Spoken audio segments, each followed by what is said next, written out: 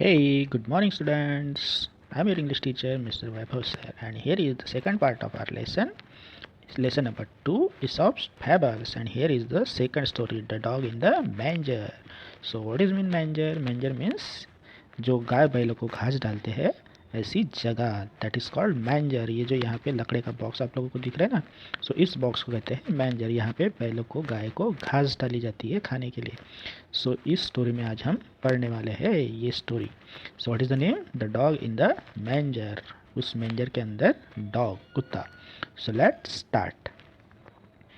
Once a dog was looking for a nice and comfortable place to lie down. एक बार क्या हुआ, एक कुत्ता जो है एक अच्छी और कंफर्टेबल जगह ढूंढ रहा था। किस लिए? Lie down. Lie down means सोने के लिए, लेटने के लिए। He came to the manger of an ox and jump on to the hay to rest. So वो कहाँ पे आ गया? वो उस मेंजर के पास आ गया जहाँ पे बैलों को खाना डाला जाता है, जो बैलों का होता है। ओके, सो वहाँ पे आ गया मेंजर के पास and jump on to the hay to rest. Hay means what? Hay means सूखी घास, है ना, dried grass, that is called hay, जो गाय बैलों को खाने को डाली जाती है। Now next paragraph. It was a very hot afternoon. वो दोपहर के दिन थे और धूप भी कड़ी तप रही थी। आफ्टर अ वाइल, और थोड़ी देर के बाद क्या हुआ? The ox return from the field. और थोड़ी देर में ऑक्स अपने खेतों से काम करके, इतनी कड़ी धूप में मेहनत करके वापस आ गया। He had work hard. उसने इतनी कड़ी धूप में बहुत मेहनत की। In the hot sun and was now quite hungry. इतनी कड़ी धूप में उसने मेहनत की, मेहनत का काम किया, उसकी वजह से उसे क्या लगी थी? भूख लगी थी। हंग्री मीन्स वो भूख लगी थी उसे। Now next line. He stood in his stall. वो कहाँ पे खड़ा हो गया? उसके स्टॉल में, जहाँ पे बैलों को बांधते हैं ना, जो शेड होता है, that is called stall. And was planning to eat the hay that was put in the manger for him. और वह प्लानिंग करने लगा, सोचने लगा कि अभी मैं क्या करूँगा, मुझे भूख लगे तो खाना खाऊंगा, जो मैंजर में मेरे लिए खाना रखा हुआ है उसे खाऊंगा। However when he reach for the hay the dog saw him. और जैसे ही वह उस मैंजर की तरफ बढ़ने लगा तो डॉग ने उसे देख लिया। Standing in the manger. अभी डॉग जो है वो मैंजर के ऊपर खड़ा हो गया। He began to bark loudly at the ox. वो क्या हो गया? बार्क करने लगा। बार्क मीन्स भौंकना। वह ऑक्स के ऊपर, बैल के ऊपर भौंकने लगा। क्यों भौंकने लगा? क्योंकि उसे वहाँ पे सोना था और ऑक्स वहाँ पे हे खाने के लिए आ रहा था, ग्रास खाने के लिए आ रहा था। Each time that the ox came near the hay. हर बार क्या हो रहा था? बैल जो है उस घास के पास आते जा रहा था। लेकिन the dogs snarled barked and snapped at the ox. हर लेकिन हर बार कुत्ता क्या कर रहा था? उसके ऊपर काटने के लिए दौड़ रहा था, भौंक रहा था उसके ऊपर। He would not allow the ox to eat his hay. वो ऑक्स को, बैल को उसका खाना खाने दे रहा था क्या? वो घास खाने दे रहा था क्या? बिल्कुल भी नहीं। Now next paragraph. Oxen are generally peace loving and patient animal. ये जो बैल होते हैं, जो ऑक्स होते हैं, कैसे होते हैं? पीस लविंग मीन्स शांतिपूर्ण व्यवहार करने वाले, और पेशेंट, पेशेंट मीन्स संयम के साथ बिहेव करने वाले एनिमल्स होते हैं। But finally the ox got upset and spoke firmly. लेकिन वो अपसेट हो गया लास्ट टाइम, क्योंकि उसे वह खाने ही नहीं दे रहा था डॉग, और उसे तो इतनी ज़ोर से भूख लगी थी कि वह कड़ी धूप में काम करके वापस आया था। सो उसने firmly, firmly means generously, kindly उस डॉग से कहा। क्या कहा? Dog, if you wanted to share my dinner with me. क्या तुम मेरे साथ मेरा खाना खाना चाहते हो?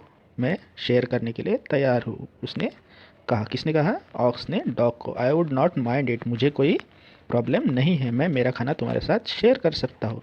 But you neither eat the hay. लेकिन क्या तुम खाना खा सकते हो? तुम घास खा सकते हो क्या? नहीं।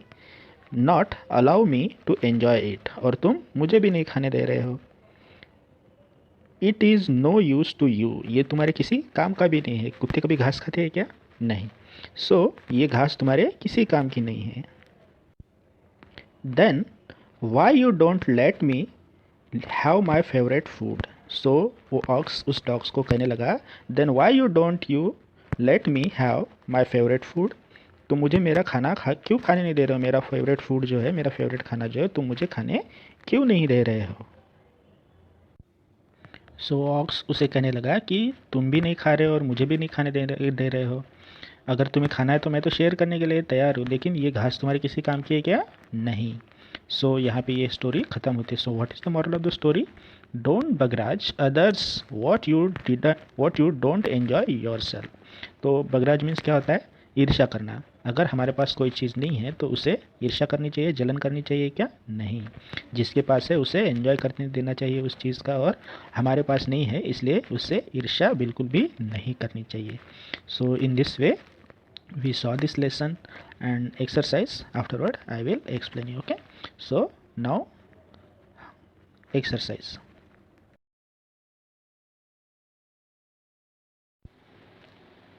Now question number 1, answer the following question. Here is A. नीचे दिए गए प्रश्नों के उत्तर लिखो, और ए नंबर में है name the person who first told this फैबल्स।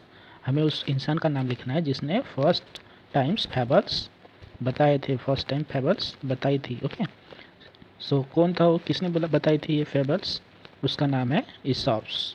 ESOPs told first fables. Okay, now question number B, what did the stag like about himself and why? So stag को अपनी खुद में कौन सी ऐसी चीज़ थी वो अच्छी लगने लगी थी और क्यों? So our answer is he likes his antlers. उसको उसके एंटेलर्स पसंद थे, सींग पसंद थे। क्यों? बिकॉज दे कर्व ब्यूटीफुली, वो ब्यूटीफुली कर्व किए गए थे, उसकी ब्यूटी में चार चांद लगाए थे उसने, that's why. Question number C, what was the stag unhappy with and why? Stag किससे अनहैप्पी था, किससे नाखुश था, एंड वाई?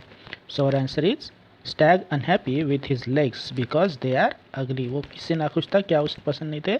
उसे अपने पैर पसंद नहीं थे। क्यों पसंद नहीं थे? क्योंकि वह अगली थे, ऐसा उसका कहना था। Now question number D, what did the dog do when the ox went near the manger? जब उस मैंजर के पास ऑक्स आया तो डॉग ने क्या किया? क्या किया था उस डॉग ने? He began to bark loudly when the ox went near the manger. Sorry, here print mistake is there. Okay, you will correct it.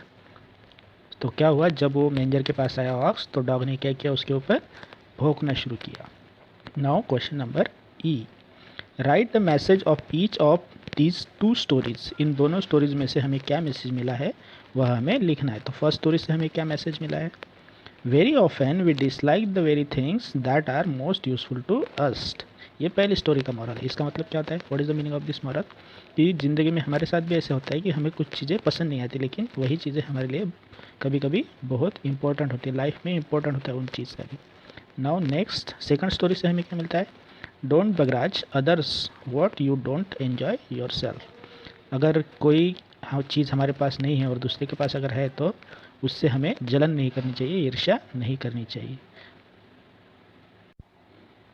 Question number F, what are fables? Fables क्या है? So fables are short stories that have moral और message for us. Fables क्या होती है? छोटी कहानियाँ होती है जिनसे हमें कुछ सीख मिलती है, हमारे लिए कुछ मैसेज होता है उसमें, that's called fables. Question number G, where was Aesop's lived? Aesop कहाँ पे रहता था? So Aesop's lived in a country called Greece. कहाँ पे रहता था वो? ग्रीस नाम के कंट्री में रहता था।